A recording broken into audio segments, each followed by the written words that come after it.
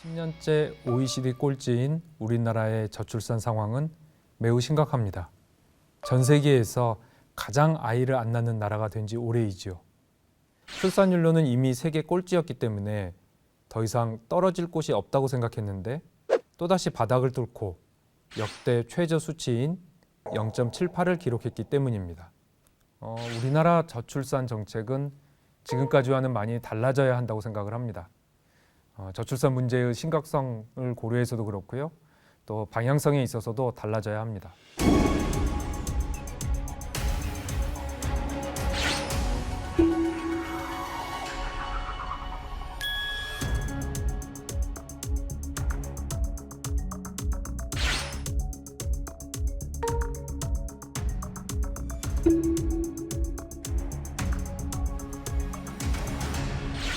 (0.78은) 세계 최저 수준입니다.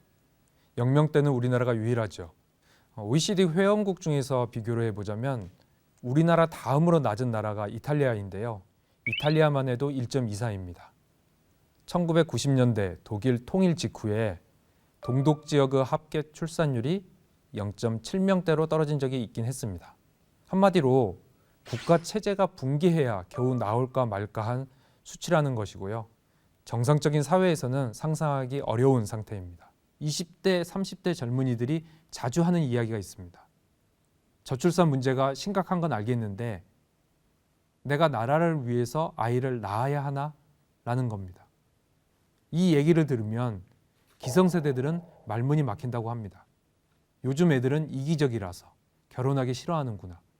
책임감이 부족해서 애를 안 낳는구나. 이런 방식으로 이해하는 것이죠. 이런 인식 차이가 세대 갈등도 만들어내는 것 같습니다. 아이는 청년 세대들이 낳죠. 그렇다고 해서 청년 세대가 우리 사회를 위해 아이를 낳아야 할까요? 정말 청년 세대가 책임감이 부족하고 본인들만 생각해서 결혼하기 싫어하는 것일까요? 나이가 들면 결혼하고 결혼하면 아이를 낳는 게 자연스러웠던 시대에 비해 상황에 따라 또 개인의 선호에 따라 선택하는 것이라면 과거의 높은 출산율보다 낮은 출산율이 나타나는 것은 당연한 것일 겁니다. 문제는 우리가 지금 경험하고 있는 0.78, 이 수준이 과연 청년들이 선호하는 그 정도인가, 그만큼 결혼과 출산을 싫어하는 것인가입니다. 막상 뚜껑을 열어보면 그렇지 않다고 생각됩니다. 결혼과 출산에 대한 청년들의 인식 자체는 의외로 꽤 긍정적이라고 보입니다. 지난해 6월 만 24세에서 49세 미혼 남녀 834명을 대상으로 조사한 결과 남성의 65.7%, 여성의 47.3%가 결혼을 하고 싶다고 답했습니다. 연애 중인 사람들만 따로 뽑아서 알아보면요.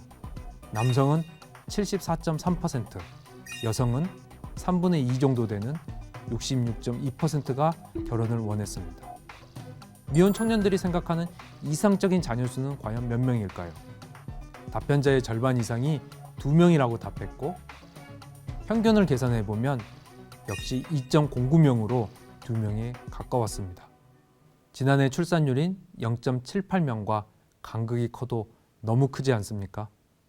이상적으로는 할 수 있다면 연애도 결혼도 하고 싶고 아이도 2명 정도 낳아 잘 키우고 싶은데 정작 현실은 높은 벽에 부딪혀 상상도 할 수 없는 이상과 현실 간의 괴리가 생겨버린 것으로 해석됩니다.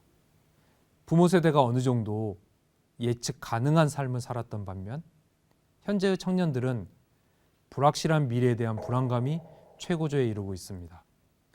저성장 시대, 기술은 빠르게 변화하고 평생 직장 개념은 사라졌습니다. 일자리나 소득에 대한 불안이 커지고 있고요. 아이 양육에 대한 걱정도 커지고 있습니다. 특히 여성의 경우 본인의 커리어를 유지하고 싶다는 욕구와도 부딪히는 게 현실이고요. 여기에 환경오염이나 기후위기 같은 큰 걱정들도 함께하고 있습니다. 이유를 꼽자면 아이를 낳지 못할 이유는 차고 넘칩니다. 따라서 0.78, 지금의 저출산은 청년 세대의 비명소리로 이해하는 게 맞을 겁니다. 더 이상 제도 개선이나 실질적 지원 없는 출산 장려는 오히려 청년들의 반감만 초래할 뿐입니다. 국민의 기본권인 행복 추구를 위해 연애도 결혼도 출산도 바라는 만큼 할 수 있도록 국가는 제도 개선 등 실질적인 지원을 노력해야 합니다.